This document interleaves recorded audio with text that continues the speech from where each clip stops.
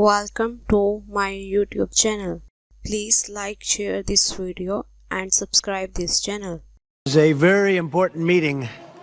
We had a lot of important meetings today, but this is a big one because this is really the future of, I think, beyond college sports. This is the future of colleges because we're looking at numbers that are coming in and the amount of money being spent and lost by otherwise very successful schools is astounding just in a short period of time. It's only going to get worse. So we have to save college sports and save, I believe, colleges. We have to save our Olympic team because so many sports that are in the Olympics will no longer be represented by people that went through college and became competitive, became great at the sport. We won't be anywhere near what we were. I think it's just a very, very important meeting. We have the most important people in college sports and really beyond. And what I'd like to do is I'll say a few words. I'm going to ask Marco and a few to also say a few words. And I'd like to take your suggestions. And we have the speaker. We have John Thune is here or represented. We have some of the big politicians, senators, Congress people that can make it get approved. Yeah, because we have to go through, I guess we have to go through, I'd do an executive order. I'd love to do that. I'll probably do it anyway. We'll do an executive order. We'll see how it works because it would be a really nice, I have a really nice, simple idea. But we'll go through this process and maybe I think we'll get it through Congress. We have a good chance. I think it'll be very bipartisan. And I just want to thank you all for being here as we stand up for one of America's greatest and most beloved institutions. It's called college athletics, which is true, means so much. I want to thank Secretaries Marco Rubio, Scott Bessent, Doug Burgum, Howard Lutnick, Linda McMahon for being here, and also Speaker of the House Mike Johnson doing a great job, Governor Ron DeSantis, Senators Ted Cruz, Eric Schmidt, Leader Steve Scalise, Representatives Lisa McClain, Jim Jordan, Brett Guthrie, and Lori Trahan. Thank you all for being here. We have some great people. Condoleezza, thank you very much. I see you over there. Great to have you. Great to be with you. A very special welcome to New York Yankees President Randy Levine, friend of mine for a long time. I used to sit with George Steinbrenner in the box. It was one of the most difficult days of my life.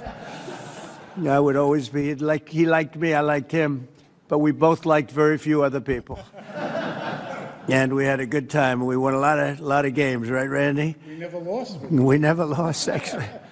And a great champion of college athletics, former, as I just said, Secretary of State, a woman who's really respected, Condoleezza Rice. Thank you very much again, Condoleezza.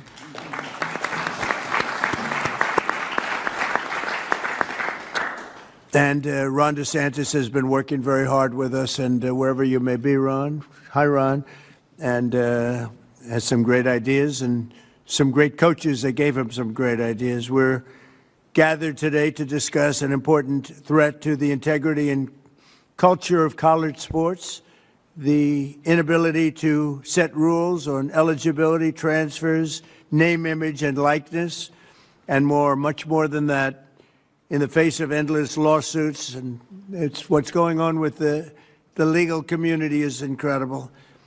We had a lawsuit a couple of years ago by a radical left judge from California who decided, knowing nothing about football or college sports, that everything was illegal that was taking place.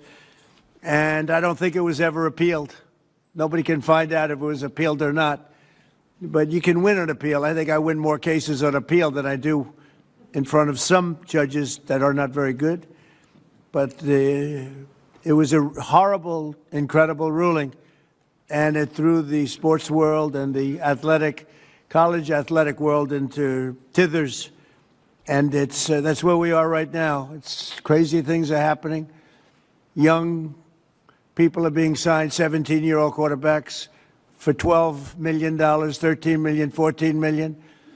We have a 7-year freshman. You know, we have people, we're seeing things that we've never seen before. We have college players that don't want to go to the NFL because they're making more money in college, right, Jim Jordan? And a lot of really bad things are happening. But basic questions like who is eligible to play are now virtually unregulated and decided randomly by judges rather than by reasonable, agreed-upon rules that could be very simple and very simply drawn.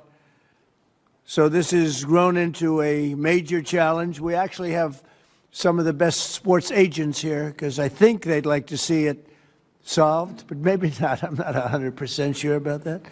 But they're represented. We have everybody represented today, just about every group you can think of. But it's grown into a major challenge that threatens the future of college sports and really colleges themselves, because many are going to go down the tubes.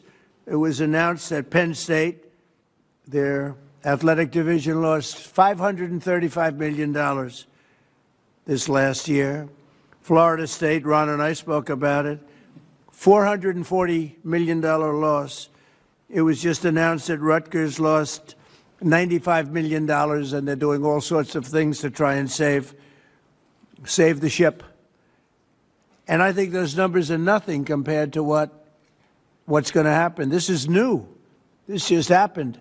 Those numbers are going to go to levels that nobody's ever seen before. If you had no salary cap in the NFL, you'd see staggering losses. We have no salary cap in colleges. Colleges are going to have, unless something's done, unless we solve this problem, and I think probably today, and we're going to ask for ideas that, not that we don't have to take months. We'd like to see if we could do it for next season. But we certainly have the brain power. We have tremendous knowledge, far more knowledge than I have about this subject. But it also poses special dangers for women's sports and our Olympic pipeline. Women's sports are being canceled all over the country, just so we understand. Women's sports are in deep trouble, other than one particular women's team. That's Miami, where I have my granddaughter on the team. They canceled men's golf, but women's golf is doing just fine. I'm only kidding.